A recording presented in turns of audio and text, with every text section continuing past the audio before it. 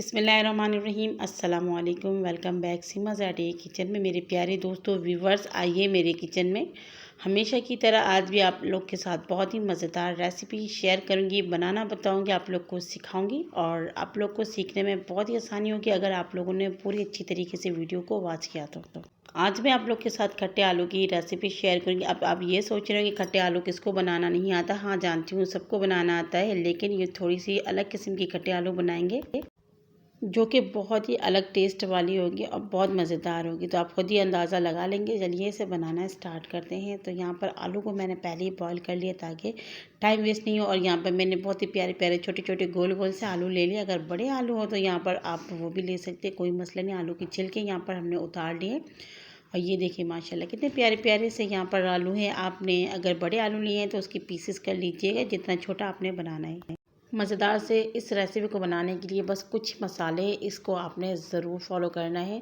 तो यहाँ पर हम खट्टे आलू को गार्लिक में बनाएंगे, इसलिए मैंने आपको बताया आज गार्लिक खट्टा आलू बनाएंगे। तो गार्लिक आपने ले लेने हैं तकरीबन 2 टेबल स्पून।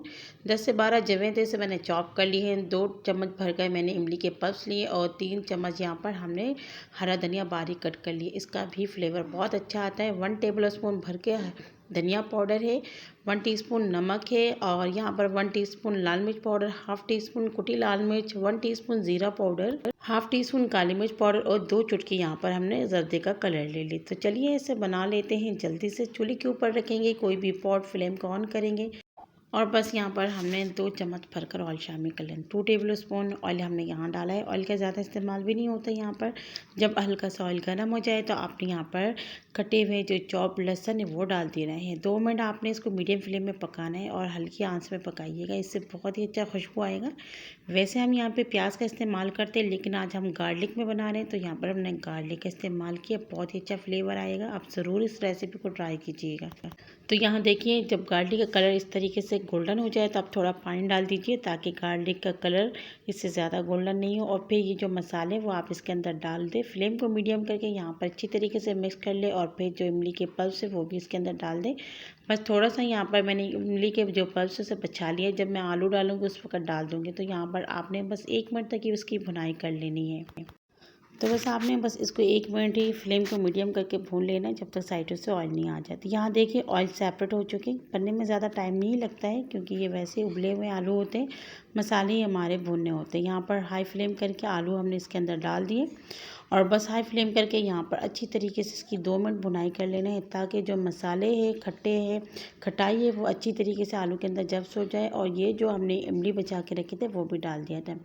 असल में मुझे ऐसा लग रहा था कि इमली हमने यहाँ पर ज़्यादा ले लिया है, लेकिन मैंने थोड़ा चेक कर लिया था वो बराबर था, इसलिए मैंने बाद में बाकी की इमली भी डाल दी है। अच्छी तरीके से 2 मिनट तक इसकी भुनाई करेंगे। माशाल्लाह आप देख सकते हैं अभी से इसका कितना प्यारा सा कलर आ चुका है।